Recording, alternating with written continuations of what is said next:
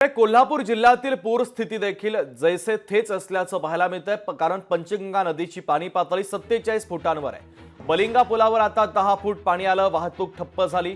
पंचगंगा नदीकाठच्या अनेक घरांमध्ये सध्या पुराचं पाणी आहे। धरण क्षेत्रामध्ये सुरू असलेल्या पावसामुळे कोल्हापुरांना आता धडकी भरलेली आहे। कोल्हापुरातील पुराच्या संदर्भातले महत्त्वाचे अपडेट। कोल्हापूर जिल्ह्यामध्ये पूरस्थिती जैसे थेच आहे। पंचगंगा नदीची पाणी पातळी 47 फुटांवर पोहोचली।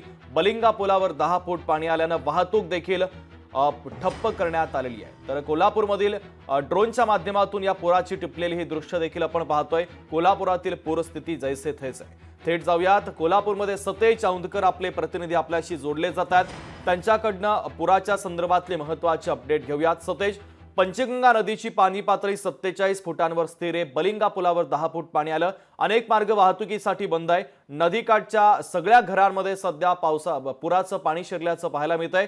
जनजीवन पूर्णपणे विस्कळीत आहे। अधिकचे अपडेट काय मिळतात? नक्कीच कोल्हापूरसाठी एक दिलासादायक बाब म्हणावी लागेल, कारण जवळपास 8 तासापेक्षा अधिक काळ पंचगंगेची पाणी पातळी आहे ती स्थिर होती। 47 फूट 8 इंचावर होती आणि सकाळी 6 वाजता 1 इंचानं पाणी पातळी आहे ती कमी झालेली आहे। अर्थात 47 फूट 7 इंचावरती ही पाणी पातळी पोहोचलेली आहे, त्यामुळं काहीसा दिलासा म्हणावा लागेल। दुसरीकडे अलमट्टी धरणातून देखील विसर्ग जो आहे तो आता कमी करण्यात वाढवण्यात आलेला आहे। तो जवळपास 3,25,000 क्युसेकनं विसर्ग आहे तो कमी केलेला आहे, वाढवण्यात आलेला आहे। त्यामुळे एकूणच जर पाहिलं तर कोल्हापुरात जरी पावसाचा जोर कमी असला तरी पूरस्थिती आता हळूहळू निवळण्यास आहे ते मदत होणार आहे। सध्या मी आहे विनोस कॉर्नर या परिसरात आणि त्या ठिकाणी आम्ही दृश्य दाखवण्याचा प्रयत्न करतोय। हा खरं तर गोल्ड हब म्हणून ओळखला जातो। या ठिकाणी अनेक घरं आणि दुकानं आहेत आणि या ठिकाणी अजून देखील पाण्याची लेवल आहे ती 10 फुटांच्या वर असल्याचं आपल्याला पाहायला मिळतंय। हा संपूर्णच परिसर या ठिकाणी आता पाणी आहे आणि या पाण्यातून मार्ग काढत अनेक लोक आहेत ते जाताना पाहायला मिळत आहेत। खरं तर 5,500 लोकांचं जे स्थलांतर आहे ते करण्यात आलेलं आहे। जसं पाणी 1 इंचानं कमी झालेलं आहे तसं महापालिकेच्या वतीनं स्वच्छता मोहीम आहे ती या ठिकाणी राबवण्यात येते आहे। महापालिकेचे स्वच्छता कर्मचारी आहेत ते या ठिकाणी भर पावसामध्ये जी घाण आपल्याला दिसते काढताना इथून त्या ठिकाणी हे सगळे कर्मचारी आपल्याला काढताना दिसत आहेत। एकूणच जर पाहिलं तर कोल्हापूर जिल्ह्यात पावसाचा जोर गेल्या 24 तासापासून कमी आहे, त्यामुळे राधानगरी धरणाचे जे उघडलेले 5 दरवाजे होते त्यापैकी 3 दरवाजे आहेत ते बंद झालेले आहेत आणि 2 दरवाजातून जवळपास 4,356 क्युसेक पाण्याचा जो विसर्ग आहे तो आपल्याला होताना या ठिकाणी दिसतोय।